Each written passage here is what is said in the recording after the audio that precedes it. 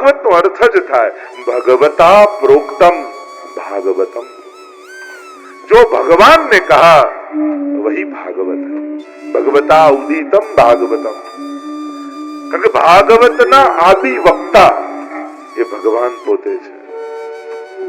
ભગવાન પોતે 4 શ્લોકમાં બ્રહ્માજીને ચતુશ્લોકી ભાગવત સંભળાવે છે અને પછી એનો વિસ્તાર 18,000 શ્લોકોમાં થાય છે। એટલે ભાગવતનો અર્થ કર્યો ભગવાન બોલે। અત્યાર સુધી શું થાય, આપણે દોડી દોડીને મંદિરમાં જઈએ, ઘરે પણ સેવા કરતા હોઈએ, પણ બોલે કોણ? ભક્ત બોલે મંદિરમાં અને ભગવાન સાંભળે, અને કથામાં ભગવાન બોલે અને ભક્ત સાંભળે। બસ આ ફરક કથા અને મંદિર। આ પણ ભગવાનનું મંદિર જ છે। મહાપ્રભુજી તો સાક્ષાત શ્રીનાથજી બાબાનું રૂપ ભાગવતજીને કહ્યું છે અને કહ્યું છે શ્રીનાથજીથી લેશ માત્ર પણ ઓછા ભાગવતજીને નહીં કરવા। હવે તમને નાથદ્વારામાં આ રીતે માથે શ્રીનાથજી પધરાવીને કોઈ લઈ જવા દે? નાથદ્વારામાં તમને કોઈ અહીંયા આ રીતે સોફા પર બેઠા છો એમ નાથદ્વારામાં શ્રીનાથજીની સન્મુખ કોઈ બેસવા દે? સંભવ નથી। પણ આ ભાગવત ભગવાન એવા છે કે એ જ શ્રીનાથજી બાબા ભક્તોને આધીન થઈ, ભક્તોને વશ થઈ, ભક્તોના થઈ અને તમારા સુધી શ્રીનાથજી બાબા પહોંચે છે। અને જ્યારે જ્યારે ભાગવત કથા કરાવવાનો અવસર મળે ને તો એમ માનજો કે નાથદ્વારામાં બિરાજતા શ્રીનાથજીએ પોતાનો હાથ લાંબો કરી તમારા માથે હાથ મૂક્યો છે। આ તમારા પરિવારના માથે શ્રીનાથજીનો હાથ પડ્યો તો તમારા નિમિત્તે ભાગવતજી રૂપે શ્રીનાથજી બાબા આવ્યા। દિવ્ય કથા છે। એ ગમે તેવો પાપી કેમ ન હોય પણ એની પણ મુક્તિ સહજમાં કરાવી શકે એવું સામર્થ્ય શ્રીમદ ભાગવતની આ દિવ્ય કથામાં છે। તો 6 અધ્યાયને વર્ણન પદ્મ પુરાણમાં કરવામાં આવ્યું। 6 અધ્યાય એટલા માટે કારણ કે ભગવાનની કથા છે અને ભગવાન કહેવાય કોને? જે ભગને ધારણ કરે એ ભગવાન। જેની પાસે ધન હોય ધનવાન, જેની પાસે ભગ હોય એ ભગવાન। તો ભગ કોને કહેવાય? તો કે ભગવાનના 6 ગુણ છે, ઐશ્વર્ય, વીર્ય, યશ, શ્રી, જ્ઞાન અને વૈરાગ્ય। આ 6 ગુણને કહેવાય ભગ અને આ ભગને જેને ધારણ કર્યા એને કહેવાય ભગવાન। તો આ ભગવાનની ગાથા છે એટલા માટે પદ્મ પુરાણમાં 6 અધ્યાયમાં ભગવાનના ભાગવતનું મહાત્મ્ય વર્ણન કરવામાં આવ્યું। આવો પ્રવેશ કરીએ, સીધા મહાત્મ્યની કથા તરફ પ્રવેશ કરીએ। મહાત્મ્ય એટલા માટે કે જેને તમે સાંભળવા જઈ રહ્યા છો, જેની કથા સાંભળવા જઈ રહ્યા છો, એનું જો મહાત્મ્ય જ્ઞાન નહીં હોય ને તો જીવનની કોઈ પણ નાની મોટી ઘટનાઓ તમને એનામાં અવિશ્વાસ પેદા કરી દેશે। તમે તમારા ઈષ્ટને સર્વ સમર્થ નહીં જાણો તો નાની મોટી ઘટનાઓ, ઘણી વાર લોકો અમારા જીવનમાં આવું બન્યું, અમારી તો શ્રદ્ધા જ ઉડી ગઈ, તો આ ઉડી જાય ને એને શ્રદ્ધા કહેવાય બી નહીં। તારી શ્રદ્ધા ગઈ નથી, તને શ્રદ્ધા હતી જ નહીં, તને તો શ્રદ્ધાનો વહેમ હતો। મર્યાદા માર્ગમાં ઠાકોરજી આરોગે તો ઘટી જાય, પુષ્ટિ માર્ગમાં તો પ્રભુ અંગીકાર કરી એને અનેક ગણું વધારી દેતા હોય છે। તો શ્રીમદ ભાગવતની સન્મુખ આપણે બધા ઉપસ્થિત છીએ। 12 અંગવાળા શ્રીનાથજી બાબા અને 12 સ્કંદ વાળા શ્રીમદ ભાગવતજી। આનો એક એક અક્ષર ભગવાન છે। તો કહું કે ભગવાન અનેક અવતાર લે છે, તો ભગવાનને આવું વાંગમય વાણીમય અવતાર કેમ લેવો પડ્યો? કારણ કે ભગવાનના નરસિંહ અવતાર તમે જુઓ, વામન અવતાર જુઓ, એ વરાહ ભગવાન જુઓ, કેટલા 24 અવતારોની કથા ભાગવતમાં આવશે।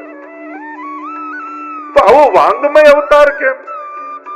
તો કે જેવો અસુર એવો અવતાર।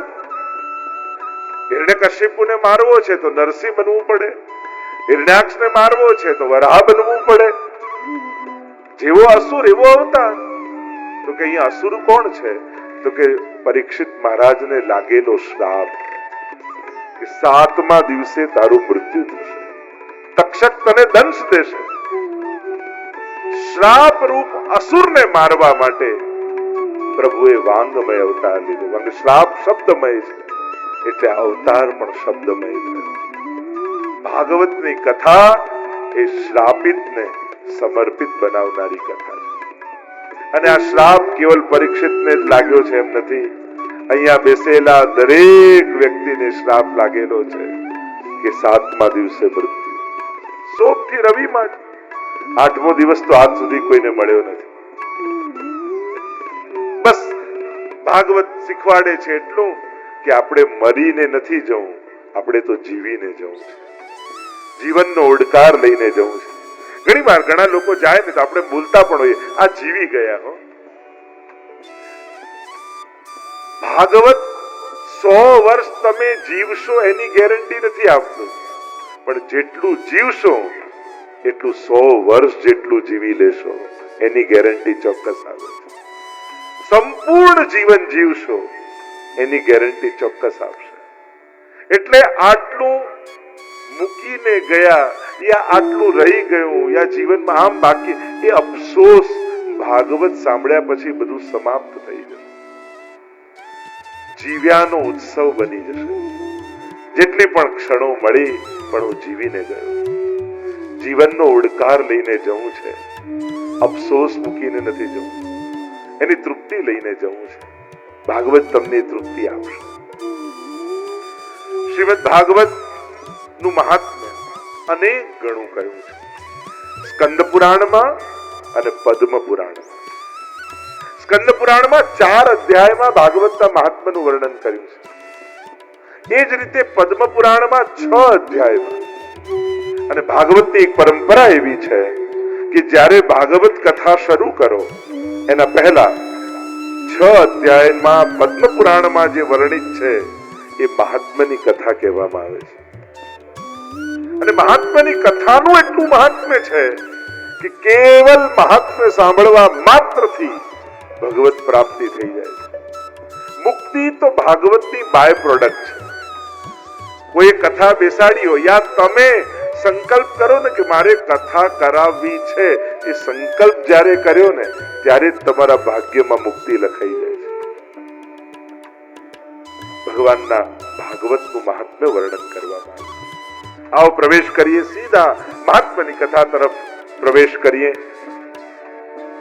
મહાત્મ્ય એટલા માટે કે જેને તમે સાંભળવા જઈ રહ્યા છો, જેની કથા સાંભળવા જઈ રહ્યા છો, એનું જો મહાત્મ્ય જ્ઞાન નહીં હોય ને તો જીવનની કોઈ પણ નાની મોટી ઘટનાઓ તમને એનામાં અવિશ્વાસ પેદા કરી દે. તમે તમારા ઈષ્ટને સર્વ સમર્થ નહીં જાણો તો નાની મોટી ઘટનાઓ, ઘણી વાર લોકો અમારા જીવનમાં આવું બન્યું, અમારી તો શ્રદ્ધા જ ઉડી ગઈ. તો આ ઉડી જાય ને એને શ્રદ્ધા કહેવાય બી નહીં.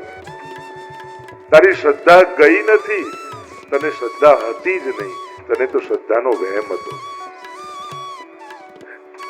તમે જો કોઈ ઘડો ખરીદવા જાઓ માટીનો, અને માટીનો ઘડો ખરીદવા જાઓ તો કુંભારના માથે ટકોરા મારો કે ઘડાના માથે મારો? બાજુમાં કુંભાર બેઠો હોય અને તમે એના માથે ટકોરા મારો કે ઘડો કેવો છે ચેક કરું? ઘડાના માથે હોય. આપણા બધાની તકલીફ શું છે? તો જો તું સાચો હોય તો આમ કહે, ભગવાનને આમ ચેલેન્જ કરીએ, જો તું ખરો હોય ને સાચો હોય તો એમ ઘટનાઓ ઘટે આપણા જીવનમાં અને ટકોરા પ્રભુના માથે મારીએ. જો તું સાચો હોય તો સાચો જ છે. તારી અપેક્ષાઓ ખોટી છે, તારી આશાઓ ખોટી છે, તારી જીદ ખોટી છે. ઘટનાઓ આપણા હાથમાં નથી, પણ અર્થઘટનો તો આપણા હાથમાં છે.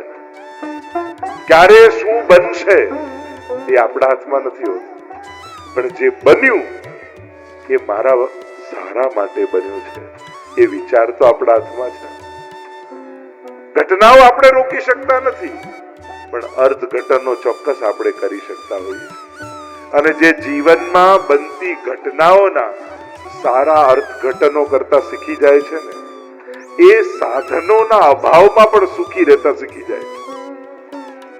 ઘણાને એમ થાય કે ઈચ્છિત સાધનો અને સંજોગો મળે તો જ સુખી થઈ શકાય. અરે ના, સારી સમજ પણ નબળા સંજોગોમાં પણ સુખી થતા આપણને શીખવાડી શકે છે. એટલે સારી સમજથી સુખી થતા આવડત પાડો, આદત પાડો. સાધનો અને સંજોગો મળે તો જ સુખી થાઉં એ જીદ છોડી સારી સમજથી સુખી થાઉં એનો પ્રયાસ કરો. એક પત્ની પાસે પરણીને આવ્યા એટલે એની પત્નીએ કહ્યું એના પતિને કે મને સુખી તો કરશો ને તમે. ત્યારે પતિએ કહ્યું જો તું કહીશ એવું બંગલો બાંધી આપીશ, તું કહીશ એ ગાડી લાવી આપીશ, તું કહીશ એ દાગીના લાવી આપીશ, તું કહીશ એ બધું લાવી આપીશ, પણ સુખી થતા જો તને ના આવડ્યું ને તો તારા સિવાય તને બીજું કોઈ સુખી નહીં કરી શકે. એટલે સુખી થતા તો તારે જ શીખવાનું છે. અને એ કળા ભાગવત આપણને શીખવાડે.